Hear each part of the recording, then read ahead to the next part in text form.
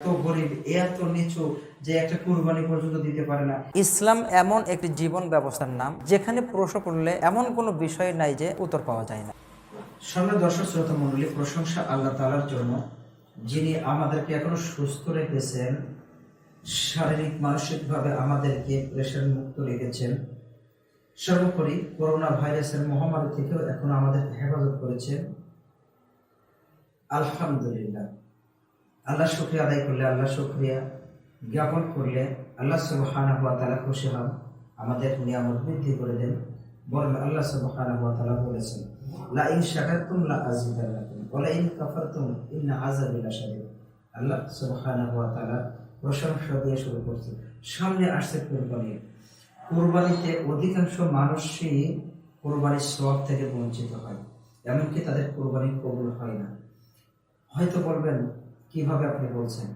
একটু কোরআন এবং সুন্নাহ কষ্টি পাথরে যদি আমরা বাছাই করে দেখি, তাহলে আমরা পেয়ে যাব যে অধিকাংশ মানুষের কুরবানি হচ্ছে না, অধিকাংশ মানুষের কুরবানির সওয়াব পাচ্ছে না।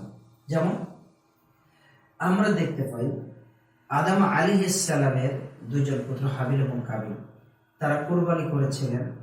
সেই সময়ের সিস্টেম অনুযায়ী আল্লাহ সুবহানাহু ওয়া তাআলা কবুল করেছিলেন ছোট ভাইয়ের কুরবানিটাকে, অর্থাৎ হালাল। ইন্নামা ইয়াতাকাব্বাল আল্লাহু, অর্থাৎ এখানে বলা হয়েছে যে আল্লাহ সুবহানাহু ওয়া তাআলা হালাল বস্তু দ্বারা, হালাল পথে উপার্জন দ্বারা যেই কুরবানিটা দিয়েছিল সেটা কবুল করেছিলেন, আর হারামটাকে কবুল করেছিলেন না। সুতরাং প্রিয় ভাইরা আমার, আমরা এক নম্বরে আমাদের যেই জিনিসটা কোরবানি কবুলের জন্য আমাদেরকে করা লাগবে, এক নম্বর সেলফ পিউরিফিকেশন। আমরা আমাদের নিজেদেরকে অন্তরের থেকে নিয়তটাকে পরিশুদ্ধ করে নেব। যদি আমাদের নিয়তটা বিশুদ্ধ হয়ে যায় যে একমাত্র আমরা আল্লাহর সন্তুষ্টির জন্য কোরবানি দিচ্ছি বা দেব, তাহলে নিয়তের উপরে নির্ভর করবে আপনার আমার কাজের ফলাফলটা। তাহলে আমরা যদি নিয়তটাকে বিশুদ্ধ করে নিই যে একমাত্র আল্লাহ সুবহানাহু ওয়া তাআলার খুশির জন্য, সন্তুষ্টির জন্য আমরা কোরবানি দিচ্ছি, কোনো মানুষের বাহবা পাওয়ার জন্য নয়, কোনো মানুষের সম্মান পাওয়ার জন্য নয়, কোনো মানুষের কাছ থেকে নাম কুড়ানোর জন্য নয়, একমাত্র আল্লাহ সন্তুষ্টির জন্য আমরা কোরবানি করব। যদি এই সন্তুষ্টি অর্জনের নিয়তটা আমাদের বিশুদ্ধভাবে থাকে, তাহলে এক নম্বর পয়েন্ট, আমাদের কোরবানিটা আল্লাহ সুবহানাহু ওয়া তাআলা কবুল করবেন।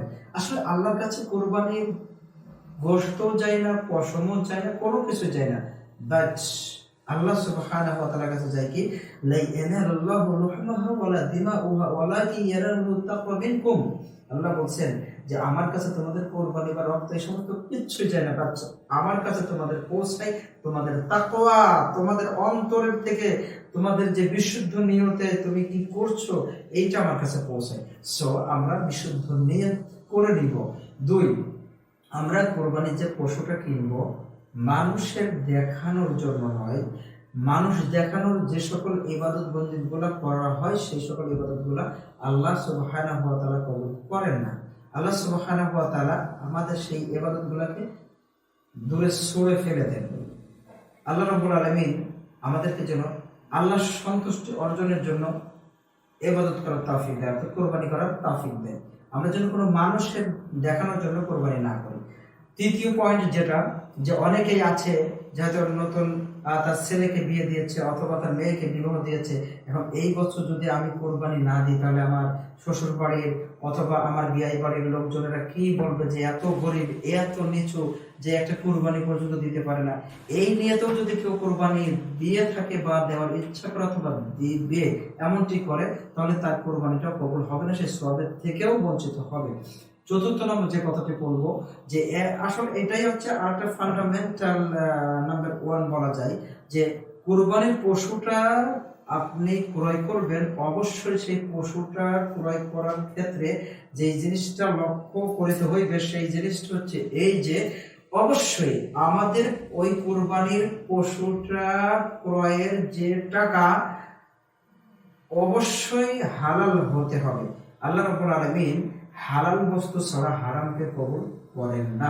সুতরাং আপনি যদি হারাম টাকা দিয়ে পশু ক্রয় করে এসে কোরবানি দেন, আপনার কোরবানি কবুলও হবে না, আপনি সওয়াবের থেকে বঞ্চিত হবেন।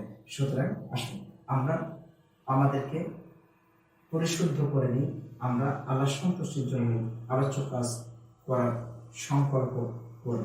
আল্লাহ তুমি আমাদেরকে তাওফিক দান করো। আল্লাহুল মুস্তাআন। আসসালামু আলাইকুম ওয়া রাহমাতুল্লাহি ওয়া বারাকাতুহু। তোমরা যা জানো না তা তোমরা জেনে নাও। আল্লাহ সুবহানাহু ওয়া তাআলা এই মর্মে বলেছেন, ফাসআলু আহলা যিকরি ইন কুনতুম লা তা'লামুন।